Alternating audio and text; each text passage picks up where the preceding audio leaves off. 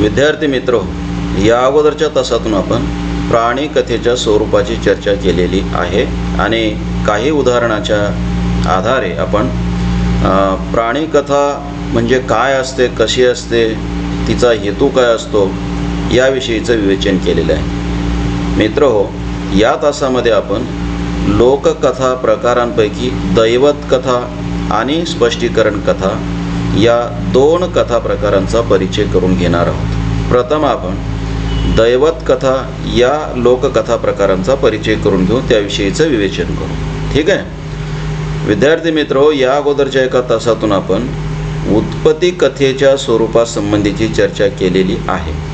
आता ते इथे मी याच्यासाठी सांगतो की उत्पत्ती कथा या दैवत कथांच्याच भाग आहेत. म्हणजे तुम्ही जर उत्पत्ती कथा म्हणजे काय किंवा त्याचं स्वरूप कसं असतं हे नीट समजून घेतलं असेल तर दैवत कथेचं स्वरूपही तुम्हाला कळेल. मित्रो, इंद्रकथा असतील, नक्षत्र कथा असतील, उत्पत्ती कथा असतील तर किंवा ज्योतिष कथा वगैरे असतील, या सगळ्या कथा प्रकारांना दैवत कथा प्रकारातच जमा केलं जातं किंवा या दैवत कथा प्रकाराच्याच दैवत कथेचेच प्रकार होत अशा पद्धतीचं अभ्यासक समजतात आणि ते योग्य आहे. कारण अगदी माणसाच्या प्रारंभ काळात या ज्या कथा निर्माण झाल्या आहेत, या सगळ्या कथा यांना त्या स्वरूपामध्ये दैवताशी किंवा अद्भुत अशा शक्तीशी किंवा माणसाच्या मनामध्ये जी अद्भुताची कल्पना आहे त्याच्याशी संबंधित आहेत. तेव्हा मित्रो, या सगळ्या कथा प्रकारांना दैवत कथा असंच म्हटलं जातं. जर तुमच्या लक्षामध्ये उत्पत्ती कथा म्हणजे काय हे नीट आलं असेल तर दैवत कथा म्हणजे काय हे लक्षात येऊ शकतं. मित्रो, माणूस जसा इतर प्राण्यांपासून वेगळा होत गेला, त्याचं वेगळेपण अधिक ठळक होत गेलं, तसं माणसानं माणसाची स्वतःची एक संस्कृती वगैरे निर्माण केली. पण अगदी प्रारंभीचा टप्पा जर आपण लक्षात घेतला तर माणसाची भाषा अधिक समृद्ध होत गेली. माणसाची भाषा जशी समृद्ध होत गेली तसं माणसाच्या विकासालाही प्रारंभ झाला. आपण जे म्हणत असतो की माणसाला भाषा अवगत झाली आणि माणसाच्या पुढे इतिहासाला सुरुवात झाली. म्हणजे मानवी इतिहासाचा प्रारंभ माणसानं भाषा अवगत करण्याच्या बिंदूपासून सुरू होतो असं आपण मानत असतो आणि ते बऱ्यापैकी खरं आहे. कारण भाषा अवगत झाल्याच्या नंतर माणसानं पुढे त्याच्या विकासाला सुरुवात केली किंवा माणसाच्या विकासाचा प्रारंभ झाला.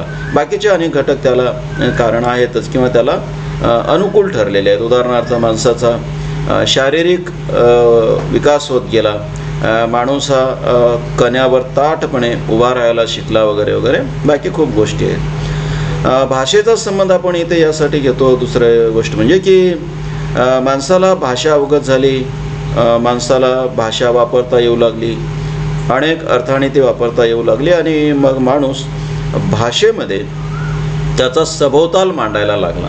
तो लिखित नव्हता, त्याला लिहिण्याची कला प्रारंभीच्या टप्प्यावर अवगत नव्हती, पण त्याला बोलणे आणि एकमेकांचं बोलणं समजून घेणे आणि ते भाषेच्या माध्यमातून समजून घेणे हे अवगत झालेलं होतं. म्हणजे तो भाषेच्या माध्यमातून बोलत होता आणि भाषेच्या माध्यमातून बोललेलं त्याच्या आजूबाजूची माणसं समजून घेत होती.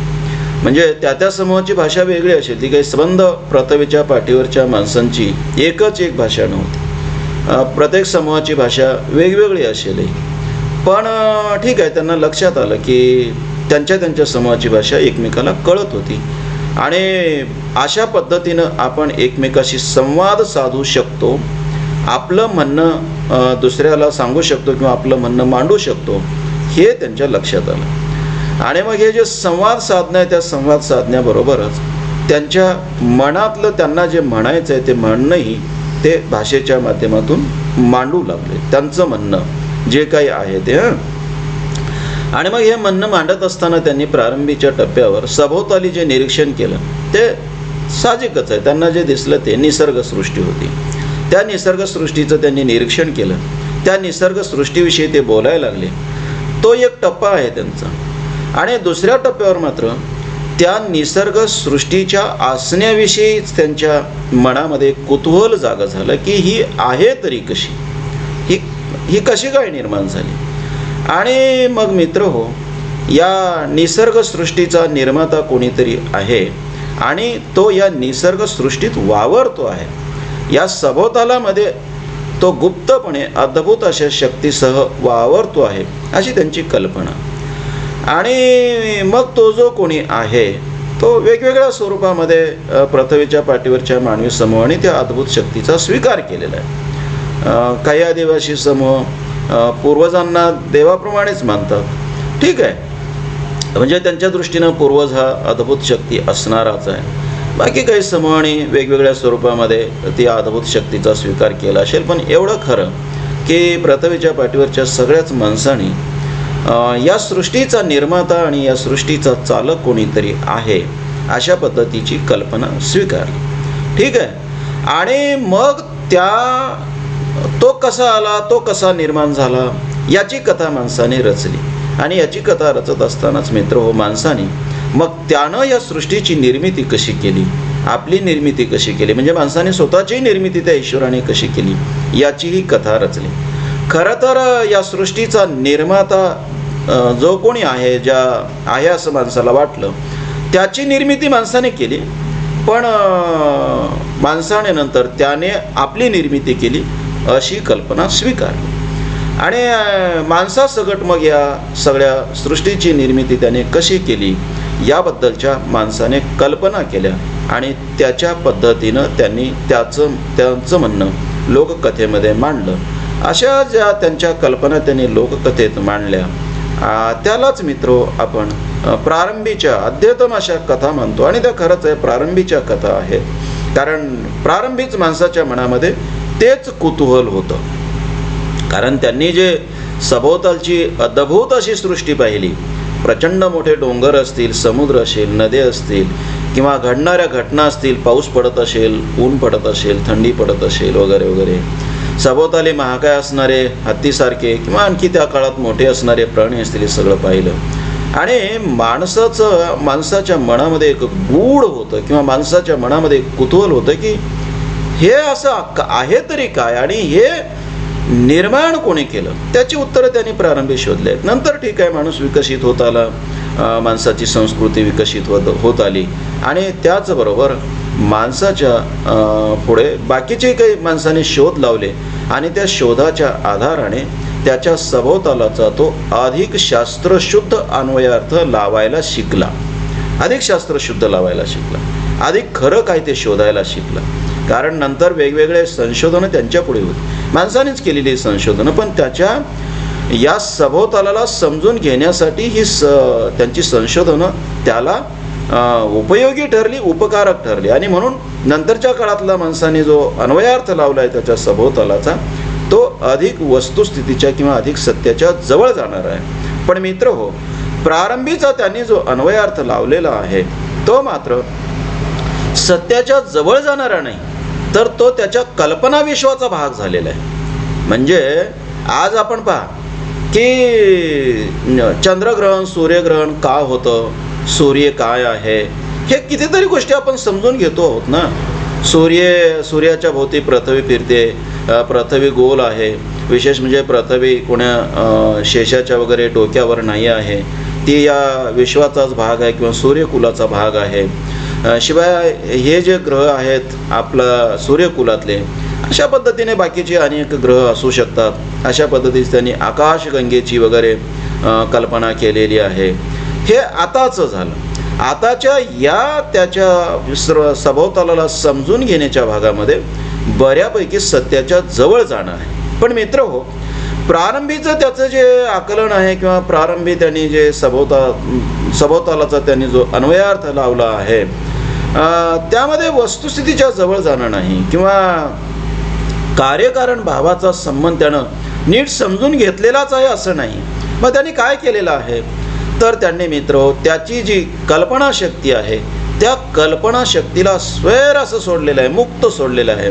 आणि त्या कल्पना शक्तीला किंवा त्याच्या कल्पनेला जे जे भावलं ते त्यांनी मानलेलं आहे. आणि म्हणून त्यानं जे सुरुवातीच्या काळामध्ये ते मानलं ते त्याचं मानणं वस्तुस्थितीच्या खूप लांब आहे, खूप दूर आहे, जवळ नाही आहे, हे आपण लक्षात घेतलं पाहिजे. आणि म्हणूनच मित्र हो, दैवत कथाना अभ्यासक मिथ्य कथा असं म्हणतात. म्हणजे ते मिथ्या आहे, काल्पनिक आहे अशा पद्धतीचं म्हटलं जातं. किंवा त्या पुराण कथा आहेत, म्हणजे पुराणातल्या कथा आहेत. पुराणातल्या कथा काही फार खऱ्या नसतात अशा पद्धतीचं. एरवी आपण पुराणातली वांगी पुराणात असं म्हणत असतो. म्हणजे हे पुराणातलं पुराणात आहे, ते काही खरं नाही, ते काही व्यवहारात नसतं किंवा ते वस्तुस्थितीच्या जवळ जाणारं नसतं. अशाच पद्धतीची आपली कल्पना आहे. किंवा त्याला आपण दिव्य कथा वगैरे मानतो. आता दिव्य कथा मानतो, पण दिव्य कथा याचा अर्थ ते सुंदर कथा वगैरे होऊ शकेल, किंवा पवित्र कथा वगैरे होऊ शकेल, किंवा अद्भुत अशा कथा वगैरे होऊ शकेल. पण दिव्य कथा म्हणजे सत्य कथा नव्हे, किंवा त्या खऱ्या नव्हेत किंवा खऱ्या नाहीत अशीच आपली कल्पना. आपण त्यांना मिथ्य कथा मानतो, मिथक मानतो. याचा अर्थ तुम्ही लक्षात घेऊ शकता की त्या कथा वस्तुस्थितीच्या फार जवळ जाणाऱ्या नाही अशा दैवत कथा. या दैवत कथांमध्येच मग नक्षत्र कथा आहेत, ज्योतिष कथा आहेत, किंवा उत्पत्ती कथा आहेत. ह्या सगळ्या कथा या दैवत कथाच्याच भाग आहेत असंही आपण मानतो. मित्र, आता या दैवत कथामध्ये काय असतं तर देवदेवतांशी, देवदेवता, यक्ष, किन्नर, गंधर्व वगैरे ह्या सगळ्याशी संबंधित कथा असतात. आता हे देव, देवता, यक्ष, किन्नर वगैरे हे खरेच असतात का तर मित्र, आजच्या काळामध्ये तरी आपण हे काही मानत नाही. ईश्वर वगैरे आहे का असं काही मानत नाही. ईश्वराचं अस्तित्व मानतच नाही आपण. ईश्वर नाही अशीच आपली कल्पना. आपली कल्पना म्हणत असताना मी तुमची आणि माझी असं गृहीत धरत नाही. तर इथे जे विचारवंत आहे ते विचारवंत मानतात. तुम्हाला देव वगैरे मानण्याचं स्वातंत्र्य आहे. म्हणजे तुम्ही मानूच नाही असं काही माझं म्हणणं नाही. मी माझ्या परीने माझं स्वातंत्र्य लक्षात घेऊन मी मानत नाही तर तुम्ही माना, तुम्हाला मानायचं असेल तर. पण जगभरचे जे विचारवंत आहे ते विचारवंत मात्र ईश्वराचं अस्तित्व मानत नाही. सृष्टी मग कशी निर्माण झाली? सृष्टी निर्माण झाली, कशी निर्माण झाली याचं उत्तर आपल्याकडे नाही. पण मित्र हो, एखाद्या प्रश्नाचं आपल्याकडे उत्तर नसते, त्या प्रश्नाला समजून घेण्याविषयीचं आपलं अज्ञान असते किंवा आपली मर्यादा असते, याचा अर्थ ईश्वर असतो असं मात्र समजू नका. म्हणजे एखाद्या प्रश्नाचं उत्तर आपल्याला मिळालं नाही म्हणजे देव मानायचा, याला काही आधार नाही. हे काही शहाणपणाचं लक्षण नव्हे. म्हणजे आपण एरवी म्हणत असतो, काही आपल्याला कोणी विचारलं, आपल्याला काही कळत नसलं की मग म्हणतो ते देवच जाणे. हे देव जाणे ठीक आहे असं म्हणायला, पण याचा अर्थ देव जाणतो असं होत नाही आणि देवाला माहिती आहे असं होत नाही. म्हणजे मित्र हो, सृष्टीची जी निर्मिती आहे त्या सृष्टीच्या निर्मिती कशी झाली हे आपल्याला माहीत नाही, किंवा आपल्याला आजही नीटपणे ते सांगता येत नाही. त्याचं नीट आकलन नाही किंवा ते नीट कळालेलं नाही. हे ठीक आहे ना, माणूस म्हणून आपली ती मर्यादा आहे. कळालं नाही आपल्याला, पण त्यातल्या काही गोष्टी आपल्याला कळत आहेत आता, की सूर्याभोवती पृथ्वी वगैरे कशी फिरते, हे नक्षत्राच्या बाबतच्या काही गोष्टी आपण आता शोधल्यात. ग्रह ताऱ्यांच्या बद्दलच्या काही गोष्टी आपल्याला कळालेल्या आहेत ना. आता भविष्यामध्ये पुढची जी पिढी आहे, पुढच्या ज्या पिढ्या आहेत आपल्या, त्या आणखी या सृष्टीच्या निर्मितीविषयीचा उलगडा करू शकते. पण मित्र हो, या सृष्टीच्या निर्मितीविषयीचा उलगडा आपल्याला होत नाही म्हणून ईश्वर आहे आणि ते ईश्वरानंच निर्माण केलेलं आहे असं म्हणणं चूक आहे. कुठल्याही निर्मितीच्या पाठीमागे निर्माण करणारा जर मग कोणीतरी हवाच असेल तर आपण असाही प्रश्न विचारू शकतो ना मग, की ईश्वराला निर्माण करणारा कोण आहे? मग ईश्वर मानणारे लोक म्हणतात त्याला कशाला निर्माण करायला कोणी पाहिजे, तो स्वयंभू आहे, तो निर्माण होऊ शकतो. आता याच न्यायाने आपण असे म्हणू शकतो ना की सृष्टी सुद्धा मग आपोआप निर्माण होऊ शकते. ती का निर्माण होणार नाही? ईश्वर जर आपोआप निर्माण होऊ शकतो तर सृष्टी निर्माण होईल ना, ती पण स्वयंभू आहे. म्हणजे निर्माण होण्याच्या पाठीमागे कोणीतरी असायलाच हवा असं जर म्हणायचंच असेल तर ईश्वराच्या निर्मिती पाठीमागे मग कोणीतरी हवा असतो, आणि मग त्याचं उत्तर आपल्याला देता येतं का? नाही देता येत ना मित्र हो. तेव्हा आपण असं म्हणू शकतो की हे काही ईश्वर वगैरे नसतो, हे काही देव वगैरे नसतो, ते काल्पनिकच आहे आणि या कथाही काल्पनिकच आहेत. आणि म्हणूनच आपण त्यांना मिथ्य कथा म्हणतो. जगभरचे अभ्यासक दैवत कथांना मिथ्य कथा म्हणतात. हे सांगणं माझं काम आहे. बाकी तुम्ही ईश्वर मानता की नाही हा भाग वेगळा. पण मित्र हो, दैवत कथांना मिथ्य कथा मानतात आणि या मिथ्ये कथा म्हणत असताना माणसाच्या स्वैर कल्पनेतून निर्माण झालेल्या या कथा आहेत, हे लक्षात घ्या. या कथा वस्तुस्थितीच्या फार जवळ जाणाऱ्या नाही. ठीक आहे, या कथांमध्ये आपला प्राचीनतम असा इतिहासही दडलेला आहे. पण तो कसा असतो, तर त्या काळातली आपली जीवन जगण्याची जी पद्धती आहे, आपली जी संस्कृती आहे, त्याचे प्रतिबिंब या कथेमध्ये असतात. आणि कथा कुठल्याही स्वरूपाची असो, त्या दैवत कथा असो, त्या स्पष्टीकरण कथा असो, किंवा बाकी त्या प्राणी कथा असो, बाकी काही असो, कुठल्याही कथेमध्ये ज्या ज्या टप्प्यावर त्या कथा निर्माण झालेल्या असतात, त्या त्या टप्प्यावरच्या आपल्या जीवन प्रणालीचा प्रतिबिंब त्या कथेमध्ये असतं. आणि ते साहजिक आहे. तेव्हा दैवत कथातही असं आपलं प्रतिबिंब आहेच नाही असं नाही, आपल्या जगण्याचं प्रतिबिंब आहे. पण याचा अर्थ माणसाने मानलेले हे जे सगळे देव आहेत ते खरे आहेतच असं नाही. दुसरं म्हणजे माणसाने ज्या ज्या देवाच्या कल्पना रचलेल्या आहेत आणि विशेषतः या सृष्टीचा निर्माता देव ज्या पद्धतीनं मानलेला आहे तो आहेच असं मानण्याची गरज नाही. तेव्हा या ज्या दैवत कथा आहेत, त्या दैवत कथा देवदेवतांशी, यक्ष, किन्नर वगैरे यांच्याशी संबंधित असतात, गंधर्वाशी संबंधित असतात, यामध्ये हे सांगितलं असतं. आता हे खरेच असतात का, हा मात्र प्रश्न आहे की हे खरेच नसावेत असंच आपल्याला म्हणता येतं. देवतांचे जे अवतार असतात, सगळ्या देवांचे अवतार आपल्याकडे पहा, देव अवतार घेतात. विशेषतः विष्णू वगैरे जो आहे तो अवतार घेतो. त्याचे आपण असं म्हणत असतो की त्याचे आता 9वा अवतार सुरू आहे. म्हणजे हा बौद्ध अवतार, विठ्ठलाचा अवतार जो आहे तो बौद्ध अवतार सुरू आहे वगैरे अशा पद्धतीची कल्पना. तर त्या अवताराच्या ज्या कल्पना आहेत किंवा अवताराच्या ज्या कथा आहेत या दैवत कथांमध्ये येतात. आता देव अवतार घेतो का, तर मित्रो असं काही नसतं. देव काही अवतार वगैरे घेत नसतो. त्या त्या काळामध्ये एखादा पुरुष किंवा एखादा व्यक्ती चांगला जन्मला आणि त्याचं गुणगान गायलं आणि मग तो देवासारखा आहे किंवा अद्भुत शक्ती असणारा किंवा इतर सामान्य माणसापेक्षा वेगळा आहे आणि म्हणून मग तो देव आहे वगैरे असं काही मानलं गेलं असेल. त्याच्यातून मग राम असेल, कृष्ण असेल वगैरे यांना अवतारी पुरुष वगैरे आपण मानलं असो किंवा मानत असो, परंतु याचा अर्थ ते अवतारी वगैरे आहेत असं नाही. दुसरं म्हणजे बाकी मग डुकराचा अवतार असेल, मत्स्य अवतार असेल वगैरे, मग यांना काय म्हणायचं हाही प्रश्न आहे. हे काही फार पराक्रमी किंवा हे काही फार वेगळे वगैरे होते असं काही नाही. किंवा मुळातच आपण अवताराच्या ह्या कल्पना मानलेल्या आहेत इथपर्यंत आपण म्हणू शकतो. ह्या कल्पना आहेत, हे सत्य आहे का हा भाग वेगळा. कल्पना आहेत हेच खरं. माणसाच्या स्वैर अशा कल्पनेतून निर्माण झालेल्या कथा आहेत. या कथांनाच आपण दैवत कथा म्हणतो. मग त्याच्या अवताराच्या कल्पना आहेत, मग देवांच्या त्या अद्भुत अशा शक्तीच्या कथा आहेत, त्यांच्या मग मित्र हो जय पराजयाच्या कथा आहेत, पराक्रमाच्या कथा आहेत. ह्या सगळ्या कथांना आपण दैवत कथाच म्हणतो. एवढंच नाही तर त्यांच्या कुटुंबाच्या कथा असतील, त्यांच्या प्रेम कथा असतील, याही कथांना आपण दैवत कथाच म्हणतो. म्हणजे आता पहा, श्रीकृष्णाला एकदा तुम्ही दैवत मानलं, देव मानलं की श्रीकृष्णाची सगळी प्रेम प्रकरणं सुद्धा त्या देवकथेमध्ये किंवा दैवत कथेतच येतात. म्हणजे श्रीकृष्ण गोकुळात राहायचा, मग तिथे गोकुळामध्ये त्यानं राधेशी केलेलं प्रेम असेल किंवा बाकी. आता ठीक आहे, आपण त्याला फार अलीकडचं आहे वगैरे, दैवत कथा खूप जुने आहेत वगैरे म्हणतो. असं काही नाही मित्रो. दैवत कथा या अलीकडच्या काळापर्यंत सुद्धा आहेत. कारण आपण देव मानणं आणखी काही बंद केलेलं नाही. देव मानण्याची कल्पना आपली आहेच, तर या दैवत कथा असणारच आहे. तेव्हा मित्र हो, दैवत कथेमध्ये देवाच्या अवताराच्या कथा येतात, देवाच्या पराक्रमाच्या कथा येतात, त्याच्या अद्भुत शक्तीच्या कथा येतात, त्याच्या अलौकिकत्वाच्या कथा येतात, त्यानं भक्ताला मदत केल्याच्या कथा येतात. म्हणजे आपला पंढरपूरचा विठ्ठल हा विठू महार होतो, दैवत कथाच आहे नाही, आणि मग तो भक्तांना मदत करतो. ह्या अशा मदतीच्या, त्याच्या दीनदयाळू असण्याच्या वगैरे ह्या सगळ्या कथा येतात. देवाच्या त्या प्रेमाच्या कथा येतात, देवाच्या कुटुंबाच्या कथा, त्याचंही कुटुंब असतं त्याच्या कथा येतात. ह्या सगळ्या कथा ज्या आहेत या सगळ्या कथांना आपण दैवत कथा म्हणतो. मित्र, दैवत कथांचं स्वरूप जर आपल्याला पाहायचं असेल तर पहा, पहिली गोष्ट ह्या अध्येतम कथा आहेत.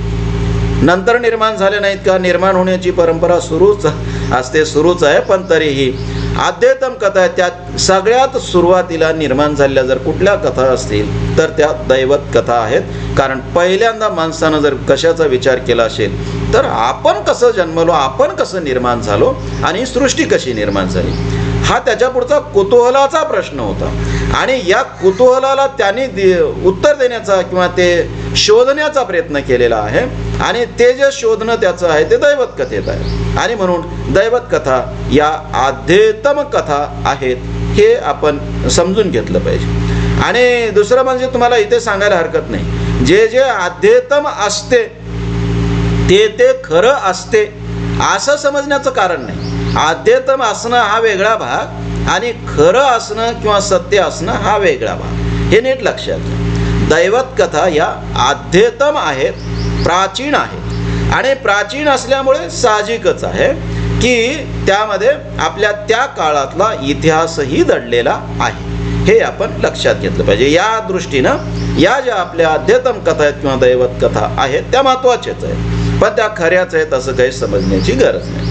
मित्र, या दैवत कथा ज्या आहेत त्या दैवत कथा धर्माशी संबंधित आहे, धर्माशी जोडल्या गेल्या. ठीक आहे.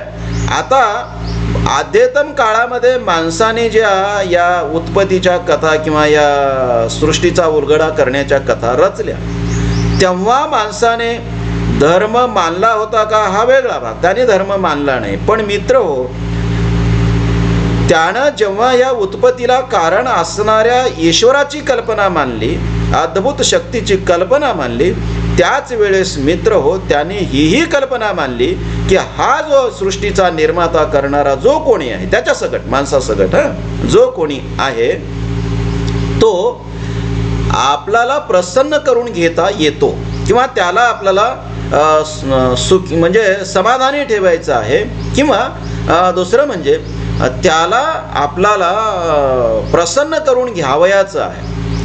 आणि मग जर प्रसन्न करून घ्यावयाचं असेल तर मग काय करावं लागेल, तर त्याच्या पूजापाठाचे कर्मकांडाचे वगैरे कर्मकांडाच्या वगैरे कल्पना त्याच काळात माणसाने केल्या आहेत. मग त्याला बळी देणे, मग त्याच्यासाठी यज्ञ करणे वगैरे, ही यज्ञ संस्कृती असेल, बळी देण्याची पद्धती असेल, ही माणसाने त्या अद्भुत शक्तीला प्रसन्न करून घेण्यासाठीच केलेली कर्मकांड आहेत. आता ही कर्मकांडच नंतरच्या काळामध्ये किंवा हे कर्मकांडच धर्माचे भाग झालेले आहेत. आता मला तुम्हाला असं नाही सांगता येणार की, मलाच नाही कोणालाही असं सांगता येणार नाही की हिंदू धर्म नक्की कोण्या दिवशी जन्माला आला, असं नाही मित्र हो. त्या अद्भुत शक्तीला प्रसन्न करून घेण्याचे माणसाचे जे कर्मकांड आहेत ते कर्मकांडच धर्माचा भाग आहे, तोच धर्म आहे. म्हणजे ज्या काळामध्ये माणसाने अद्भुत शक्ती मानली त्याच काळामध्ये धर्माचे किंवा धर्मव्यवस्थेचा तोच प्रारंभ आहे. हा नावं नंतर दिली गेलेली आहे. मग याला हिंदू धर्म म्हणायचं, याला मुस्लिम धर्म म्हणायचं, याला ख्रिस्ती धर्म म्हणायचं वगैरे वगैरे. हे नावं का द्यावे लागतात मित्र? हे नावं याच्यासाठी द्यावे लागतात की एकच धर्म असेल तर नाव देण्याची गरज नाही, पण दुसरे धर्म निर्माण झाले, दुसरी एक जीवनाची पद्धती निर्माण झाली की माणूस आपल्या जीवनाच्या पद्धतीचं नामकरण करतो. कारण दुसऱ्यापेक्षा आपलं असणं त्याला काहीतरी कुठल्या तरी पद्धतीनं सांगावं लागेल ना, म्हणून ते निर्माण करतो. समजा एक धर्म असेल आणि एक जीवन पद्धती असेल तर त्याला वेगळं नाव देण्याची गरज नाही. म्हणजे या पृथ्वीच्या पाठीवर किंवा समाजामध्ये एकच माणूस जिवंत आहे, त्याला नाव ठेवण्याची गरज नाही. नावं आपण का ठेवतो? त्याला वेगळं काहीतरी खूण पाहिजे ना, त्याला बोलवावं लागेल ना कोणातरी नावानं, काहीतरी खूण पाहिजे ना.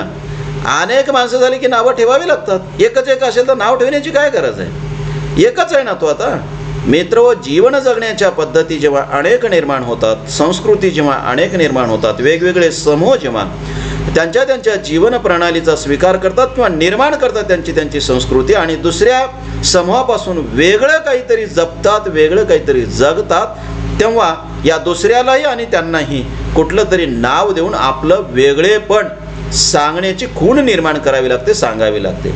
मला असं वाटते की धर्माला जी वेगवेगळी नावं दिली गेली ती अशीच नंतरच्या काळामध्ये दिली गेली, पण अगदी प्रारंभी माणसाचे हे जे कर्मकांड आहे त्या अद्भुत शक्तीला प्रसन्न करून घेण्याचे, त्याचे जे काही कर्मकांड किंवा त्याची जी काही व्यवस्था आहे ती व्यवस्था धर्माचाच भाग होती आणि तोच धर्म आहे. नामकरण केव्हाही झाला असो तो त्यांचा धर्मच आहे. ते त्याचे कर्मकांडच आहेत. ठीक आहे. आणि ते कर्मकांड असल्यामुळे, ते धर्म असल्यामुळे दुसरं काय झालं, हा धर्माचा भाग आहे एक लक्षात घ्या तुम्ही. मग हिंदू धर्माचा भाग आहे का आणखी कोणा धर्माचा भाग आहे, ठीक आहे, त्या काळामध्ये ते लोक ज्या पद्धतीनं जो धर्म मानत होते त्याचा भाग आहे असं आपण म्हणू. ठीक आहे. आता धर्माचा भाग जी गोष्ट होते त्या गोष्टीला एक पावित्र्य किंवा एक दिव्यत्व प्राप्त होते आपोआपच. म्हणजे ते दिव्य असले पाहिजे आणि पवित्र असलं पाहिजे असं नाही.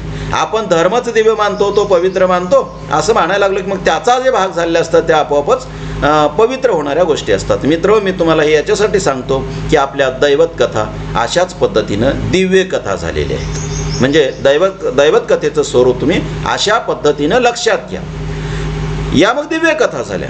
मग त्याच्याकडे पाहण्याचा आपला जो दृष्टिकोन आहे तो दृष्टिकोन अर्थातच बदलला. म्हणजे पहा, आपण काय करतो, आपण समजा एखादी सासू सुनेची गोष्ट आहे, ती सासू सुनेची गोष्ट ऐकताना आपण सहज ऐकतो. पण महाभारतातली, रामायणातली गोष्ट ऐकत असताना आपण भक्तिभावानं ऐकतो. म्हणजे पावित्र्याचा दृष्टिकोन होता, आपला पावित्र्याचा दृष्टिकोन निर्माण होतो. सासू सुनेची गोष्ट ऐकताना आपल्याला पुण्य लाभते का नाही याचा फार खोलात विचार करत नाही, किंवा पुण्य लाभतच नाही अशीच आपली कल्पना असू शकते.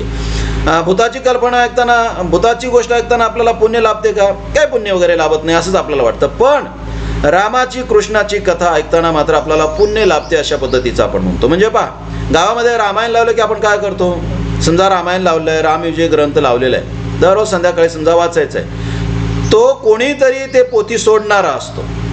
मग तो संध्याकाळच्या वेळेला आंघोळ करतो किंवा कपडे वगैरे बदलतो आणि आंघोळ करून तो सोहळ्यानं मग जातो, मग तो ग्रंथ सोडतो, एका पाटावर बसतो, मग दिवा लावतात, मग त्या पोथीची पूजा करतात आणि त्या पोथीची पूजा वगैरे करून मग एक जण वाचतो, एक जण सांगतो, पूजा वगैरे व्यवस्थित केली जाते. पोथी संपल्याच्या नंतर मग ते आरती होते, मग प्रसाद वाटला जातो. हे सगळं का होतं मित्र हो, हे सगळं याच्यासाठी होतं की या एकदा कथा धर्माशी जोडल्या गेल्या की त्या दिव्य आहेत, पवित्र आहेत, त्याच्यामुळे आपल्याला पुण्य वगैरे लाभते अशी आपली कल्पना होते. धर्माचा भाग झाला की आणि मग त्या असं आपण सांभाळतो. पहा, जेव्हा सुरुवातीला टी व्हीवर रामायण, महाभारत वगैरे ह्या मालिका आल्या तेव्हा लोक त्या टी व्हीची पूजा करायची आणि टी व्हीची पूजा करून ते रामायण, महाभारत या मालिका पाहायला त्या टी व्हीच्या पुढे बसायची. विशेष म्हणजे टी व्हीच्या पुढे मालिका पाहायला बसताना हे आंघोळ करून बसायचे. का, टी व्हीवर इतर मालिका पाहतच होते ना, पण नाही, आता रामायण महाभारताची मालिका आहे ना, म्हणजे देवाची मालिका आहे, म्हणजे आंघोळ करून मालिका पाहायला बसायचे. मित्र हो, हा विनोदाचा भाग नाही आहे, ही त्या काळातली वस्तुस्थिती आहे.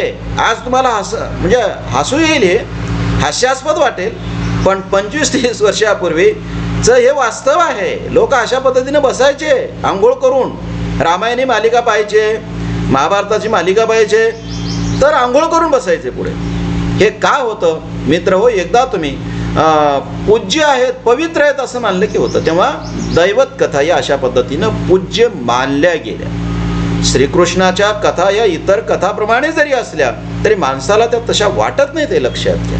श्रीकृष्ण इतर माणसासारखाच वागतो ना, इतर माणसांपेक्षा उलट तो नको त्या पद्धतीने वागतो. म्हणजे तो त्या गवळणीवर प्रेम करतो, गवळणीचे माठं फोडतो, राधेवर प्रेम करतो. आता एखाद्या माणसाने बाजारला जाणाऱ्या स्त्रियांची अशी माठं फोडलेत, आपण काय म्हणतो, त्या माणसाला चांगलं म्हणतो का आपण, नाही ना चांगलं म्हणत. पण श्रीकृष्णाचं असं वागणं मात्र आपल्याला बरं वाटतं. किंवा समजा श्रीकृष्ण काय करतो की त्या गवळणी आंघोळ करायला गेल्यात एखाद्या डोहामध्ये, आंघोळ करत आहे, त्यांचे कपडे डोहाच्या बाहेर ठेवलेले आहेत आणि श्रीकृष्ण काय करतो, ते कपडे घेऊन पळून जातो किंवा ते कपडे लपवतो. आता मला सांगा, गावातला एखादा मुलगा आज असं जर वागत असेल, म्हणजे गावातल्या 4 मुली किंवा 5-6 मुली एखाद्या नदीवर स्नान करत आहेत, त्यांनी कपडे काढून ठेवले आणि एखाद्या टार्गेट मुलांनी ते कपडे पळवले, गावातले माणसं त्या मुलाला काय करतील बरे, त्या मुलाला मारतील, शिक्षा करतील, वाईटच म्हणतील ना, गुंडच म्हणतील ना. पण मित्र पहा, हीच बाब जेव्हा श्रीकृष्ण करतो तेव्हा मात्र आपण श्रीकृष्णाचं हे वागणं जे आहे ते वागणं आपण कौतुकानं आणि भक्तिभावानं पाहतो. श्रीकृष्णाला गुंड म्हणत नाही, श्रीकृष्णाला चांगलाच म्हणतो. म्हणजे एकच घटना श्रीकृष्णांच्या, एकच बाब श्रीकृष्णांच्या हातून घडते, त्याचं आपल्याला कौतुक असते. आणि तेच माणसाच्या हातून घडलं तर आपल्याला त्याचं मात्र आपण कौतुक करत नाही. मित्र हो, हे असं का होतं, कारण आपण श्रीकृष्णाची कथाच मुळात पवित्र आणि पूज्य मानतो. कारण दैवत मानतो, देव मानतो, आणि देव मानलं की अशा पद्धतीनं होत असतं. आता पहा, मी तुम्हाला नक्की काय शिकवत आहे, पहा काय सांगत आहे, नाहीतर मी काय सांगतो हेच विसरून जाल तुम्ही. मित्र हो, मी तुम्हाला दैवत कथेच्या स्वरूपाविषयी सांगतो आहे. दैवत कथा प्राचीनतम आहेत. दैवत कथा आपला प्राचीनतम इतिहास दडलेला आहे. दैवत कथा या धर्माचा भाग होता, आणि दैवत कथा या एकदा धर्माचा भाग झाल्या की दैवत कथा या पूज्य मानल्या जातात. मग त्या दैवत कथेमध्ये कुठल्याही काही गोष्टी असो, त्या सगळ्या पूज्यच असतात. पूज्य मानतो आपण, पवित्र मानतो, हे तुम्ही नीट लक्षात घ्यावं. हां, ठीक आहे. दैवत कथेच्या संबंधानं किंवा पुराण कथाच्या संबंधानं अशा पद्धतीचं विवेचन करता येतं. ठीक आहे. आता कथा खूप आहे. एखादं उदाहरण सांगायचं म्हटलं तर पहा, कुठलंही उदाहरण सांगता येतं. म्हणजे रामाच्या अवताराची कथा दैवत कथा आहे, किंवा अवताराच्या सगळ्याच कथा या दैवत कथाच आहेत. श्रीकृष्णाच्या अवताराच्या कथा दैवत कथाच, किंवा श्रीकृष्णाने अवतार घेतल्याच्या नंतर जे जे केलेलं आहे ते दैवत कथाच आहेत ना. सगळ्या दैवत कथा आहेत. मित्र हो, या सगळ्यांना दैवत कथाच म्हणतात. आणि तुम्हाला रामायण माहीत आहे, तुम्हाला महाभारत माहीत आहे, तुम्हाला आता पहा अलीकडे मालिकाच येत आहेत. हनुमानावर मालिका येत आहे, गणपतीवरची मालिका आलेली आहे. ह्या सगळ्या दैवत कथाच आहे, वेगळं सांगण्याची गरज नाही. एक माहीत नसलेली, फारशी आपल्याला माहीत नसली, एक थोडी छोटीशी दैवत कथा उदाहरण म्हणून सांगतो. वीरभद्राचा जन्म कसा झाला, किंवा वीरभद्र काय आहे याची एक कथा, छोटी कथा आहे. पहा काय होतं की दक्षाची जी मुलगी आहे पार्वती, त्या पार्वतीचं लग्न महादेवासोबत होतं. आता महादेव हा काही दक्षाला जावाय म्हणून आवडलेला नसते. दक्षाला आपल्या मुलीचं लग्न महादेवासोबत करायचंच नसतं. पण पार्वती ऐकत नाही. पार्वती म्हणते की मला महादेवासोबतच लग्न करायचं, आणि मुलीच्या हट्टापुढे म्हणून ठीक आहे की दक्ष हा आपल्या मुलीचं लग्न महादेवासोबत करतो. आता एकदा काय होतं की दक्षाच्या घरी एक यज्ञ समारंभ असतो. आपल्याकडे जसं सणोत्सव वगैरे असतो ना, आणि सणाला मुली येतात, तसंच यज्ञाच्या घरी दक्ष राजाच्या घरी यज्ञ होत आहे. आणि त्यांनी बाकीच्या सगळ्या जावयाला, बाकीच्या खूप मोठ्या मोठ्या लोकांना त्यांनी बोलवलं, पण महादेवाला काही निमंत्रण दिलं नाही. आणि दक्षाच्या घरी यज्ञ आहे ही गोष्ट नारदाने येऊन महादेवाच्या इथं सांगितली. मग महादेव आणि सहज म्हणाला नारद की तुम्हाला निमंत्रण नाही का. महादेवाने सांगितलं आम्हाला काही निमंत्रण नाही. आणि मग नाही निमंत्रण नसेल, तुम्हाला चुकलं असेल, परंतु त्याच्या घरी यज्ञाचा समारंभ सुरू आहे, मग आता याला तर निमंत्रण नाही. मग पार्वती म्हणायला लागले की काय होतं, निमंत्रण नसेल तर आपण जाऊ ना, माझ्या वडिलाच्या घरी असं यज्ञ मांडलेलं आहे तर आपण जाऊ. महादेव म्हणाला की नाही, मी येणार नाही, निमंत्रण नाही तर कशाला, तू पण जाऊ नको. पण नारदाने सांगितलं बापाच्या घरी जायला काय हरकत आहे, जा. आणि पार्वतीला ते खरं वाटायला लागलं. पार्वतीने हट्टच केला की मी जाणार आहे. आणि पार्वती महादेवाचं न ऐकता दक्षाच्या घरी, म्हणजे आपल्या बापाच्या घरी, त्या यज्ञ समारंभामध्ये सामील होण्यासाठी गेली. घरी गेली. घरी पोहोचल्याच्या नंतर आता याची कल्पना काय, मी मुलगी आहे, मी घरी पोहोचल्या माझं कौतुक होईल. परंतु दक्षाने आपली मुलगी आलेली आहे कळाल्याच्या नंतर तिच्याकडे ढुंकूनही पाहिलं नाही. हे पार्वतीला कळालं की आपला अपमान झाला, कारण माझ्याकडे पाहायला सुद्धा तयार नाहीत, आणि माझं इथं येणंच आपल्या वडिलाला कळलं नाही. आणि पार्वती रागाच्या भरामध्ये त्या यज्ञामध्येच उडी मारते, आणि यज्ञामध्ये उडी मारून मरण पावते. आता पार्वती मेलेली आहे, किंवा यज्ञामध्ये उडी घेऊन पार्वती मेली, हे जेव्हा महादेवाला कळते तेव्हा महादेवाला प्रचंड राग येतो. आणि तो मग त्या रागामुळे आपल्या जटा तो जमिनीवर आपटतो. अशा पद्धतीची कथा सांगितली जाते.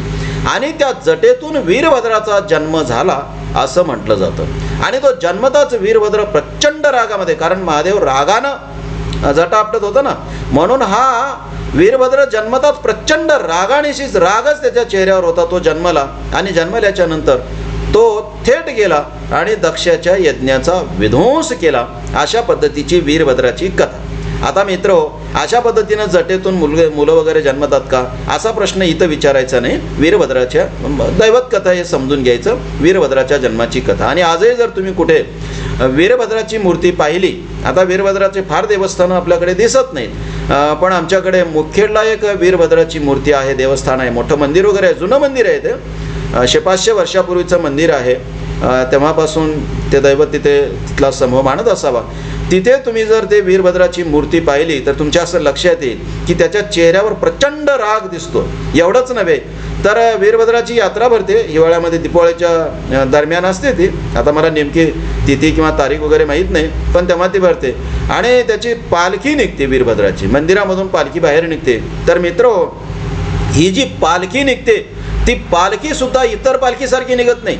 एकदा मंदिरातून बाहेर निघाले की ते माणसं धूम पळतात. म्हणजे राग आहे ना, तो राग त्या पालखीच्या निघण्यातून सुद्धा प्रकट होतो, आविष्कृत होतो असं दिसतं. तिथं दुसरं एक म्हणजे पहा, तिथे यज्ञ पेटवला जातो. यज्ञ म्हणजे असं पूजापाठ वगैरे नाही, तर तिथे हे केलं जातं, म्हणजे निखारे, जाळ पेटवला जातो अशी होळी लावल्यासारखं.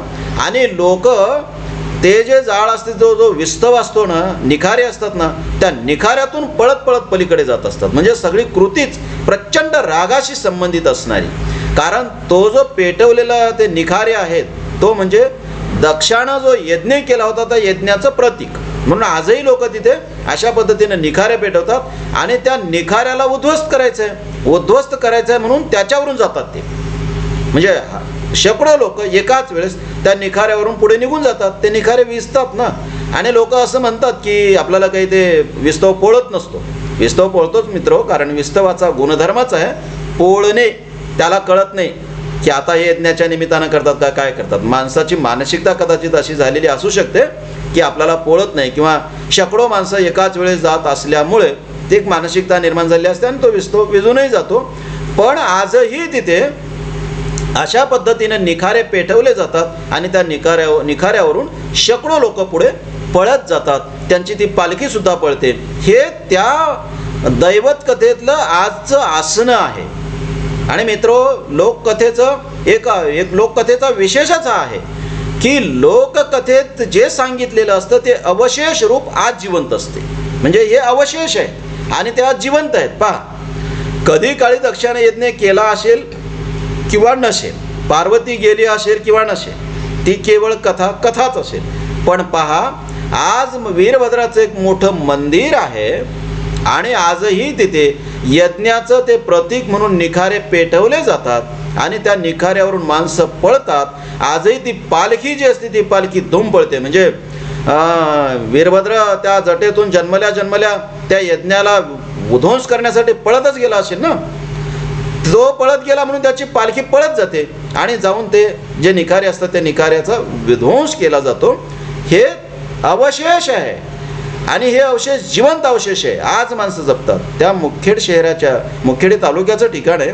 त्या गावाच्या आसपासचे हजारो लोक तिथे येतात आणि हजारो लोक या कृतीमध्ये सामील होतात, या यात्रेमध्ये सामील होतात.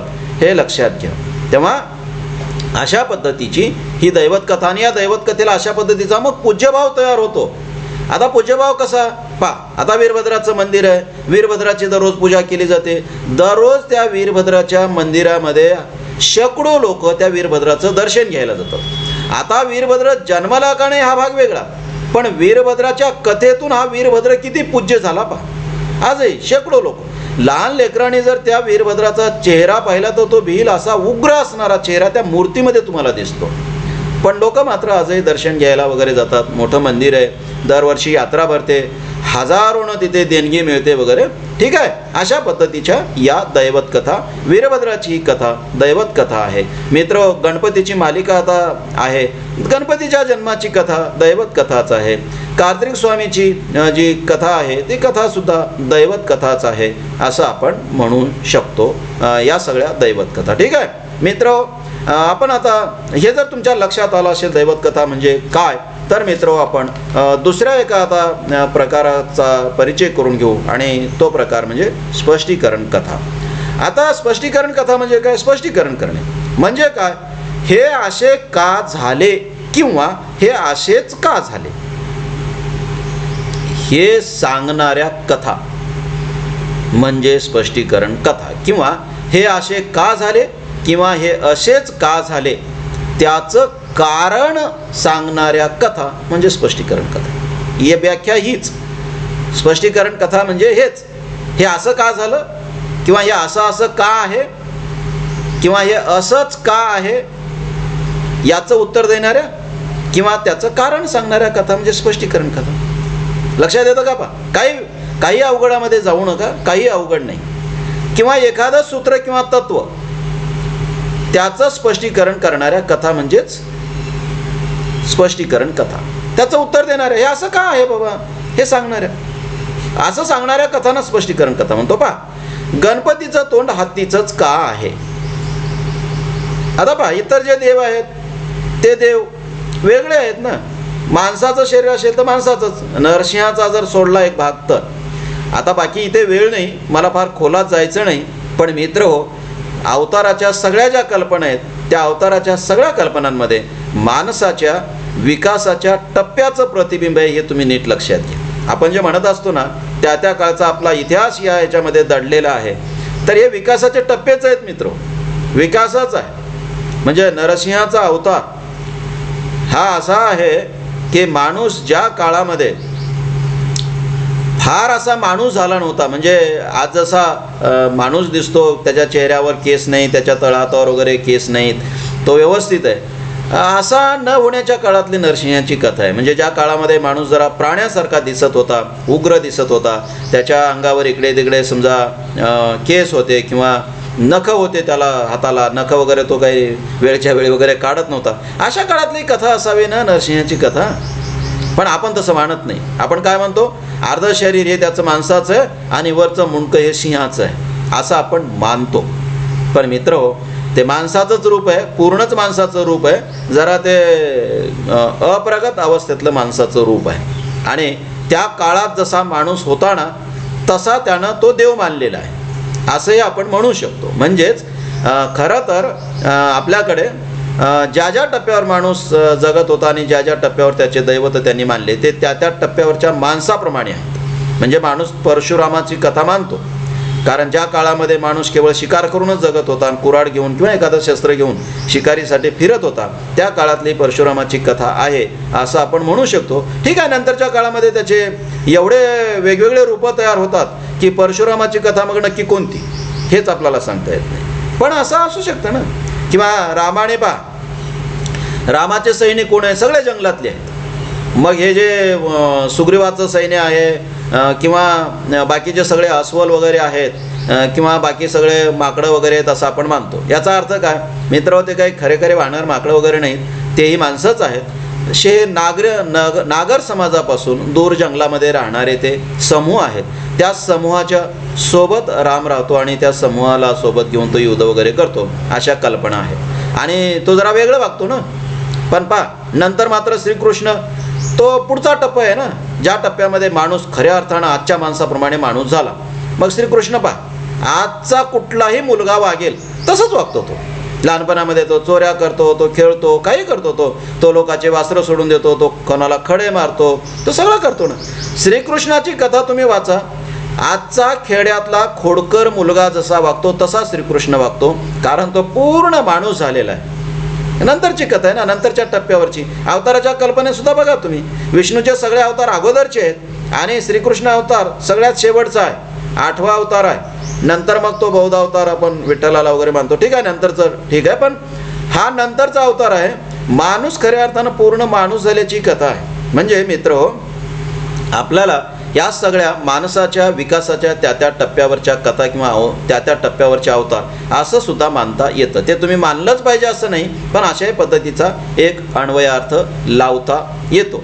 तुम्हाला मी हे सांगत होतो की असं असताना म्हणजे त्या त्या टप्प्यावरचं आपलं ते कथेमध्ये येत असताना त्या त्या टप्प्यावर आपण जे देव मानलेले आहेत ते जे देव आहेत ते देव कसे आहेत, तर त्या त्या टप्प्यावर आपण जसे होतो तसे आहोत, ते देव तसे आहेत असं आपण म्हणू शकतो. पण प्रश्न आपल्यापुढे असा आहे, गणपतीला या हत्तीचं तोंड का लावलेलं आहे? कारण कुठल्याच टप्प्यावर माणसाला हत्तीचे तोंड नव्हते. होते का? कुठल्याच टप्प्यावर नव्हते ना. माणूस हा नरसिंहाचं सुद्धा तसं दिसत नाही ना. नरसिंह सुद्धा माणसाचंच ते शरीर आहे, माणसाचंच ते तोंड आहे, थोडंफार अप्रगत अवस्थेतलं आहे असं तेवढं दिसतं ते. पण दुसऱ्या प्राण्याचं तोंड वगैरे असं काही दिसतंच असं नाही, ते माणसाच्या तोंडासारखंच दिसते. पण मित्र हो, गणपतीचं मात्र भलंच विचित्र आहे की हत्तीचं तोंड त्याला आहे. तर आता प्रश्न आपल्या पुढे असतो की त्याला हत्तीचं तोंड का आहे? इतर माणसांना नाही तर यालाच काय, किंवा इतर देवांना नाही तर यालाच काय? मित्र हो, याचं उत्तर देणारी जी कथा असते ती कथा म्हणजे स्पष्टीकरण कथा. आता ते इथे मी सांगत बसत नाही, ते तुम्हालाही माहीत आहे आणि तुम्ही आता सिरियल वगैरे पाहता, तुम्हाला ते कळेल. पण अशा प्रश्नाची उत्तरं ज्या कथेमध्ये दिली जातात त्या कथांनाच आपण स्पष्टीकरण कथा म्हणतो. किंवा कार्तिक स्वामी आहे, त्याला 6 तोंडे का? तो देव आहे आणि त्याला 6 तोंड का? आता याचं उत्तर देणारी जी कथा असते ती कथा म्हणजेच स्पष्टीकरण कथा. आता ही कथा शिवलीला अमृतमध्ये आलेली आहे. आता ही कथाही मला खोलात जाऊन सांगायची नाही, काही सांगत बसत नाही, पण ती म्हणजे स्पष्टीकरण कथा. किंवा खारीच्या पाठीवर, म्हणजे आपल्याकडे खारुताई असते ना, तिच्या पाठीवर असे 5 बोटं किंवा 5 पट्टे का आहेत? निसर्गाचाच तो आविष्कार आहे, पण कथा आहे त्याची. मग आपण ते सेतुबंधन आणि मग तिथे ते रामानं तिच्या पाठीवरून हात फिरवला असं सांगतो. मित्र हो, ही कथा म्हणजे स्पष्टीकरण कथा. मुळात खारुताईच्या अंगावर जे पट्टे आहेत ते तो निसर्गाचा आविष्कार आहे, निसर्गताच ती तशी आहे. पण आपण तसं न म्हणता त्याचं स्पष्टीकरण देतो. बरोबर 5 पट्टे असे आहेत ना, चला मग आपण एक कथा घुमतो. ती जी कथा आहे ती कथा स्पष्टीकरण कथा. रामायणामध्ये जी येते ना ती स्पष्टीकरण कथाच आहे, लक्षात. चंद्राला सूर्याला ग्रहण का लागतात? माणसानं शोधलेली त्या काळातली कथा म्हणजे स्पष्टीकरण कथा.